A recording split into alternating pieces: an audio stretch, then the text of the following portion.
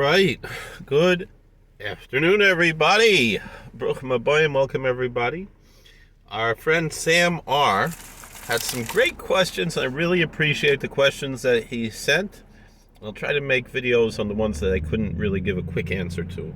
One of the questions that he gave that I commented that I needed to really make a video about this question is it a mitzvah or is it a sin for women to learn Jewish commentaries on the Torah when they're not obligated to do so?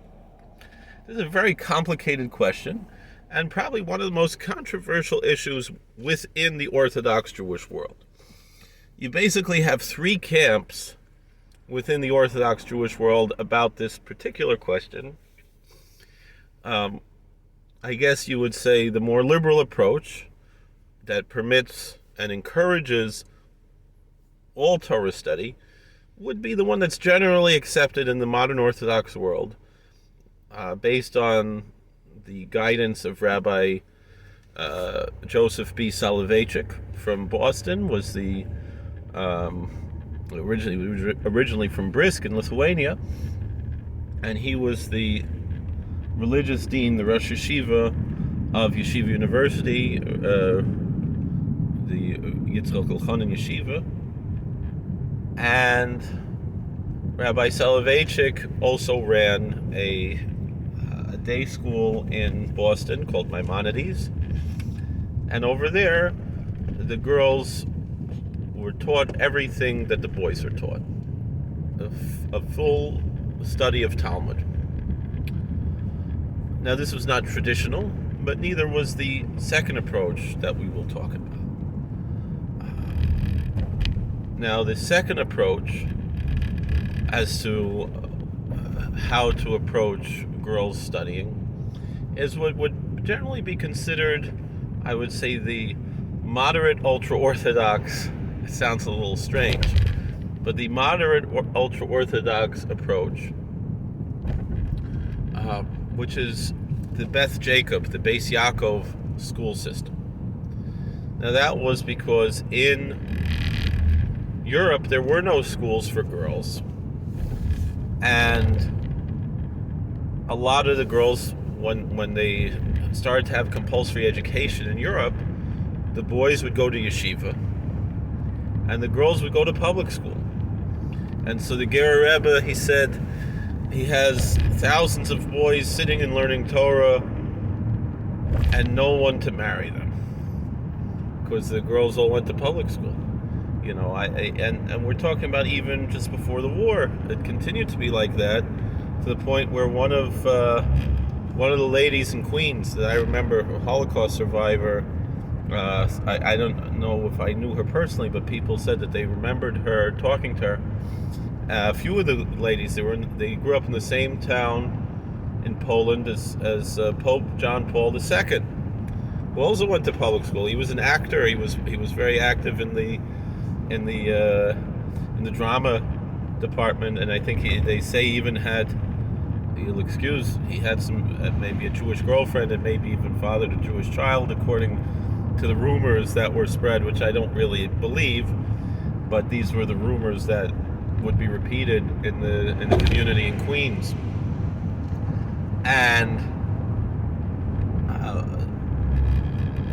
But a few of these women, when they were girls, they went to school together with Pope John Paul before he was a priest.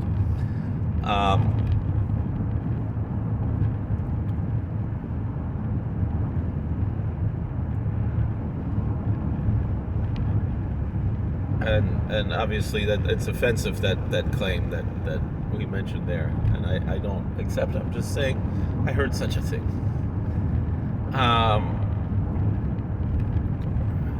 And so I apologize for saying it. Anyway, so there was Ms. Sarah Schneerer recognized that there needed to be religious Jewish schools for girls just like there were for boys. And so she developed a curriculum where the girls would study, but the focus would be on Jewish law, which is necessary for a woman to know, which generally they used to learn in the home in the whole days, as well as Bible with commentaries, And so in the Beth Jacob school system, the Beis Yaakov school system, the girls are familiar with the classical commentaries of the Rishonim and Achronim, the medieval and the modern commentaries, so such as Nachmanides would be a medieval commentator, the Malbim would be a more modern commentator from the 1800s, and so forth. The girls are well versed in the study of scripture directly, in a way that a lot of the boys are not. Meaning the boys would focus on Talmud, and their scripture study would focus on the 5 books of Moses, and the other books of the scripture, if they were read liturgically, so forth, but they would not necessarily be knowledgeable in all of the 24 books, which would be considered by Christians to be 39 books of our scripture. And so that's the mainstream approach to girls' schooling in the Haredi world, the like Agudas Yisrael world, both the Lithuanian world and aspects of the Hasidic world, meaning mostly the Polish Hasidim and some of the other Hasidic groups, Vizhnitz and some of the others, have the Beis Yaakov approach, where they're knowledgeable in these studies. And then the third approach would be probably the most traditional approach, would be that of today.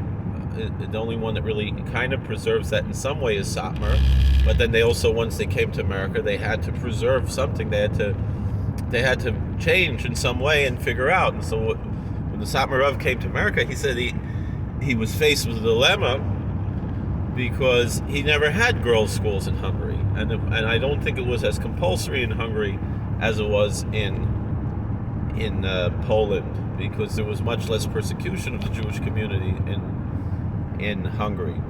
So he never ran a girls' school.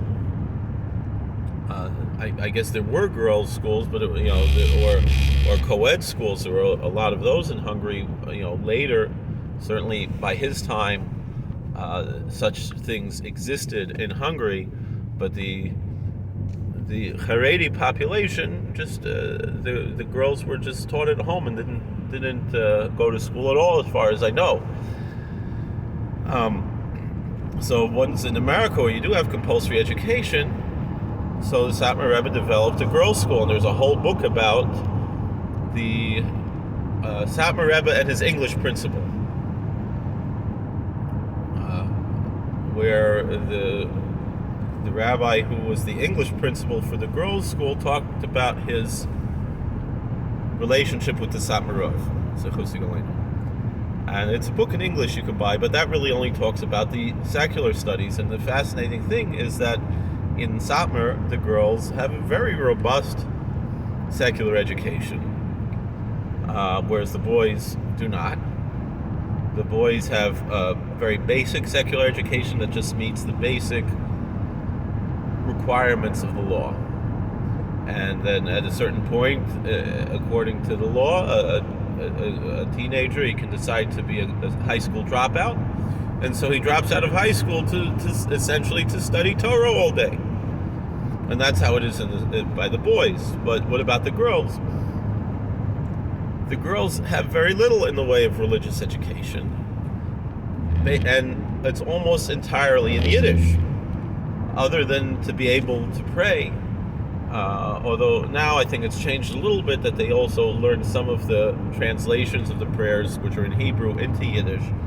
But they're not studying texts in the way that the girls in the Beis Yaakov schools will study the Hebrew texts of the Bible with the Hebrew texts of the commentaries.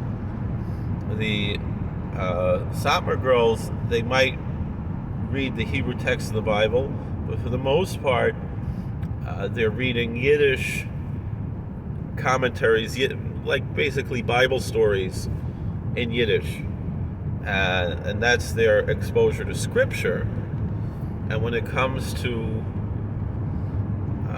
halacha and so forth, again, they're not learning the Mishnah Berurah inside necessarily, or or the Likutei Marich, or whatever sefer they might be learning, or Shulchan Aruch itself.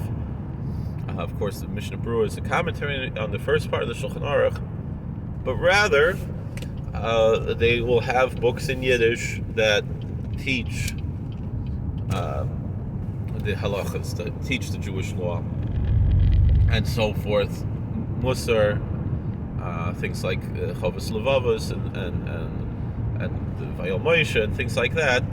Again, they're not going to study the original text in the classical rabbinical Hebrew, but rather, actually, Chovos Levavos was written in Arabic, so the Hebrew Chovos Levavos we have anyway is a translation.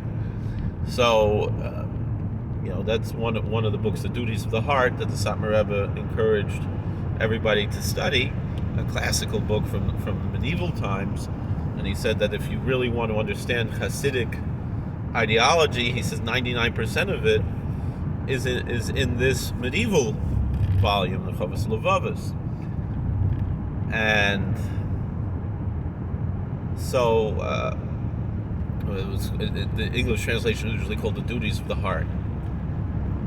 And again, they're going to read a Yiddish translation, and maybe of other Sfarim, Chavetz Chaim, and so forth. They're going to have Yiddish translations, and that's what they are going to read, as opposed to studying the original Hebrew text. Other than the prayers are recited in Hebrew, and to some extent, in some of the schools, they are learning the translations. So that is essentially, what we have here. The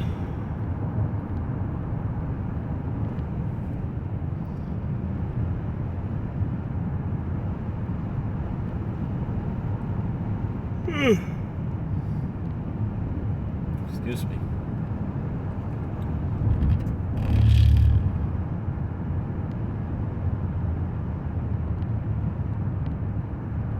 So that comes to the modern day practice. You have these three approaches. Either total, I would say, egalitarianism. That is what you have in most of the modern Orthodox schools. The Beis Yaakov approach, where the girls study scripture much more than the boys do with the commentaries, but do not study Talmud. Whereas maybe in the modern Orthodox schools, the boys are also studying scripture with the commentaries that they wouldn't learn in the ultra Orthodox schools.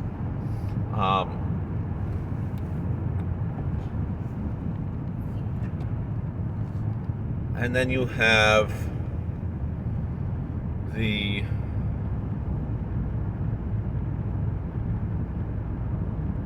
third approach, where the girls pretty much are only reading Yiddish books that explain the ideas and not the original texts, which again, that's not much different than you're going to be talking about most Christian children, whether they're only going to Sunday school or they're going to a day school type of situation, whether a Catholic school or an evangelical Protestant, Christian school. They're, for the most part, they're not going to necessarily be studying Hebrew and Greek, and they might get some basics of Hebrew and Greek, but they're almost certainly not going to be looking at the scripture in the original Hebrew and Greek. Maybe some of the Catholic schools have more Latin, and maybe some Greek, and then maybe some of the other schools might have that, but for the most part, you're not having that much of the Hebrew and the Greek for scripture studies, so they're mostly going to be studying these texts in English. So it's basically the same what in the Satmar communities, that the girls are going to have, that they're really only reading books in Yiddish. That's their lingua franca.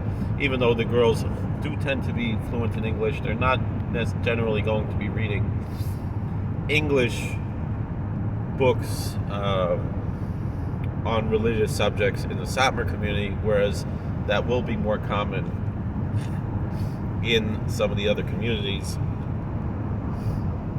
with the exception of the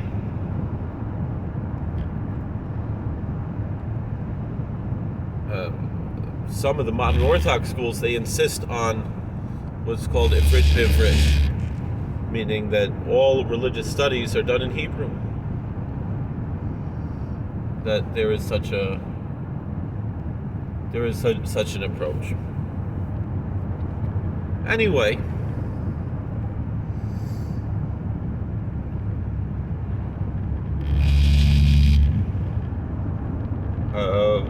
some of the modern schools are more Haredi leaning, and so like I attended Ezra Academy, which is a co-ed school for the English department, and for the Hebrew it's separate. And the girls were taught more along the Haredi Beis Yaakov approach as opposed to the modern Orthodox approach, meaning they are not being taught Talmud. But they are being taught, Ramban and the Malbim and so forth.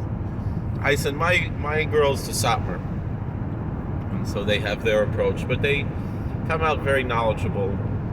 They know, like I said, the Bible stories well, and they understand them with the midrashic approaches. And so, if we see something about Joshua and Judges or something, they're familiar with these stories. The fascinating thing is that while the more mainstream or moderate Haredi community, for the most part, the boys do not study Tanakh. They do not study scripture, beyond the Chumash, beyond the Pentateuch, 5 books of Moses. The Satmar Rebbe actually said that the boys should learn, Tanakh, and they should learn and be taught, Joshua and Judges and so forth. That is not taught in some of the other more quote-unquote moderate Haredi schools. Because the Satmar Rebbe said that the reason why these stopped being taught was because of the threat of the called the Haskalah, the Enlightenment movement. And since that has mostly died off, there's no reason to not study Tanakh anymore, as there was in the past. Whereas the again, quote unquote, more moderate Haredim, for the most part, stick to that idea that the boys do not learn books of the Bible beyond Deuteronomy, essentially, except if it's liturgically acceptable, something like the 5 Megillas and things like that.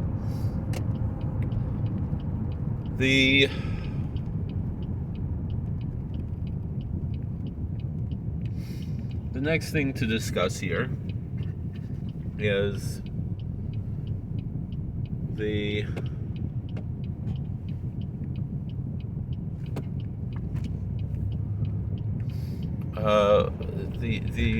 I would say, for lack of a better term, the original sources on this question. So I think maybe we should make a separate video about that question, because first we discuss the cultural practices that are practiced today, but what are the original sources that discuss this issue? Alright, so thank you for watching. God bless. Please like, share, subscribe, and watch our next video to see that.